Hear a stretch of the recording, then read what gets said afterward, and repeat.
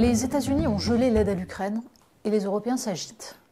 Donald Trump amplifie sa destruction brutale de l'ordre international policé tel que le rêvaient les mêmes Européens.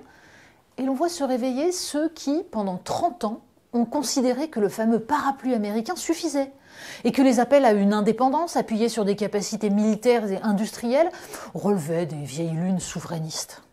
Osera-t-on rappeler à tous les brillants stratèges français qui s'expriment aujourd'hui qu'ils ont, gauche et droite confondus, baissé les crédits de défense, à l'exception notable d'Emmanuel Macron, et affaibli la filière nucléaire française, avantage compétitif majeur pour nos entreprises et pilier essentiel sur lequel s'adosse, en matière de compétences et de formation, le nucléaire militaire, faute dont sont comptables Emmanuel Macron et Édouard Philippe autant que François Hollande.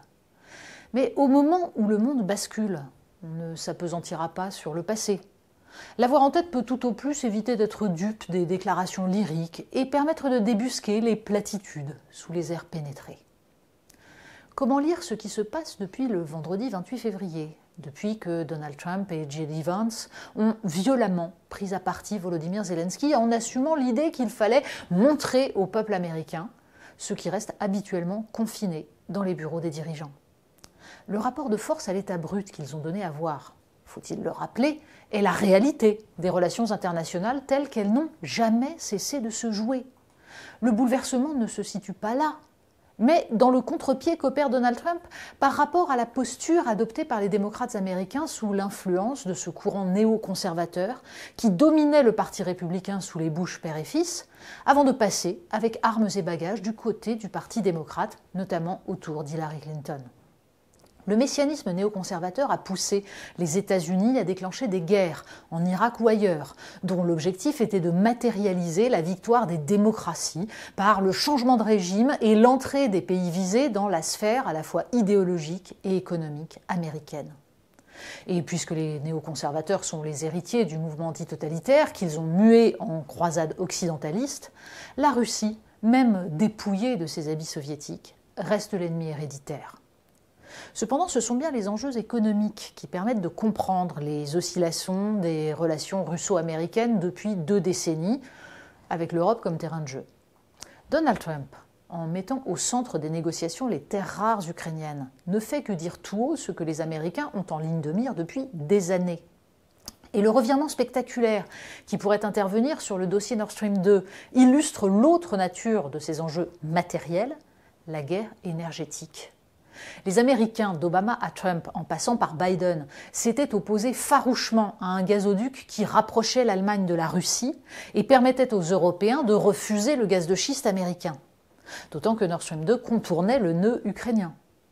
Aujourd'hui, le Financial Times fait état de discussions entre les administrations Trump et Poutine pour remettre en état Nord Stream 1 et 2 et peut-être réinjecter du gaz russe en Europe avec cette fois la bénédiction des Américains, puisque le tuyau ne serait plus un élément d'indépendance vis-à-vis d'eux, mais une double inféodation de l'Europe à la Russie et aux États-Unis.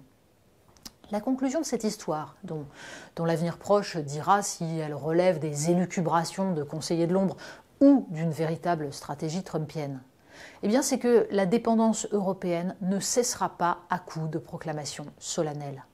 D'autant que cette dépendance militaire et énergétique est amplifiée par les choix d'une présidente de la Commission dont le premier réflexe face aux menaces de guerre commerciale a été d'assurer Donald Trump que le vieux continent achèterait du gaz naturel liquéfié et des armes aux États-Unis. Quant à l'Allemagne, elle n'a eu de cesse depuis 20 ans d'affaiblir la filière nucléaire française et prévoit d'investir massivement ses énormes excédents budgétaires dans un réarmement dont rien ne viendrait garantir qu'il favoriserait les industries européennes. Il n'y aura pas d'autonomie stratégique européenne sans indépendance énergétique et militaire, ce qui pour l'heure n'existe pas.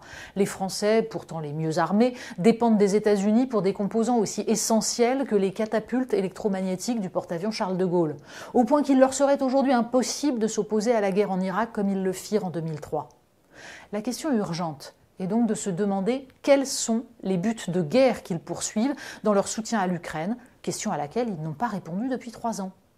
S'il s'agit d'inciter l'Ukraine à refuser un cessez-le-feu, mais sans avoir derrière les moyens de compenser l'aide américaine, cela signifie condamner l'Ukraine à la défaite militaire. les nations européennes doivent retrouver la capacité à produire, à se défendre et à soutenir un rapport de force. Cela prendra du temps, puisque tout a été fait pour les affaiblir. Et d'ici là, elles doivent s'imposer à la table des négociations avec comme objectif un gel du conflit et la définition de véritables garanties de sécurité, en attendant d'être capables de résister réellement aux ingérences, aux pressions et à la guerre hybride que nous mènent les carnivores de ce monde.